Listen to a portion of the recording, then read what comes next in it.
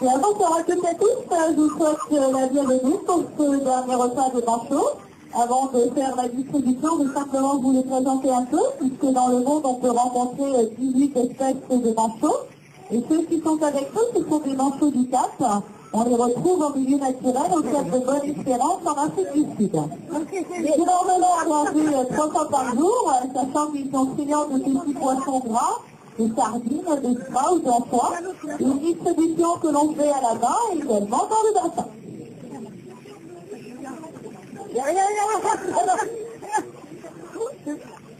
C'est bien la peine de demander, tiens. Allez, les copains vont faire manger du petit là. Alors donc, comme vous le voyez, ils sont très à l'aise, puisque ce sont des oiseaux qui peuvent atteindre des pointes de vitesse d'environ 30 km/h.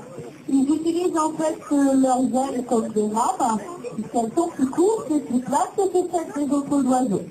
Ça leur permet de nager vite, mais par contre, ils ne volent pas. Il l'a pris quand même.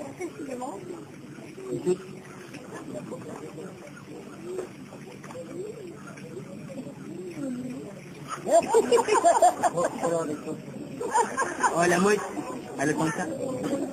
Alors pour la reproduction, ils vont se mettre en couple vers l'âge de 3 ans, avec une petite parade amoureuse.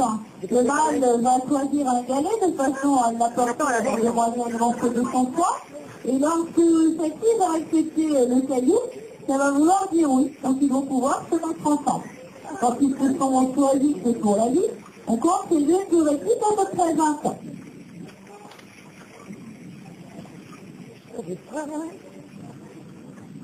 T'as vu les tortues quand il y en a à manger?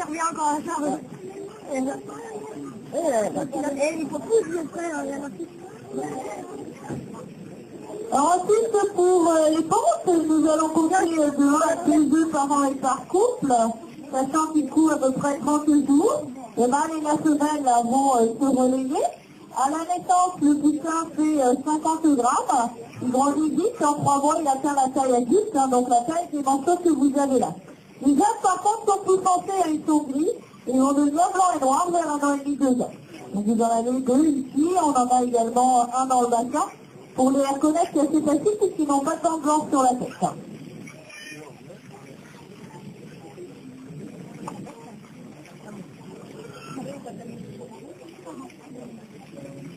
À la fin aussi.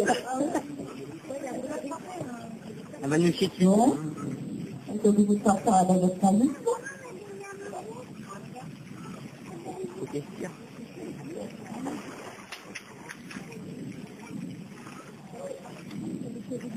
Voilà. Elle va faire un peu de là, on a l'habitude là.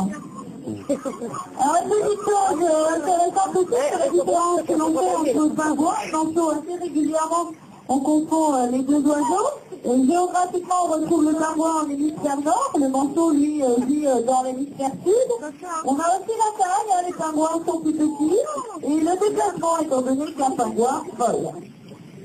Donc, ceci étant dit, je vous laisse terminer tranquillement cette visite. Si vous n'avez pas vu la partie sur le Canada, le Vancouver, ainsi que l'espace lagon, la partie tropicale, c'est juste derrière, vous passez entre les hôtels.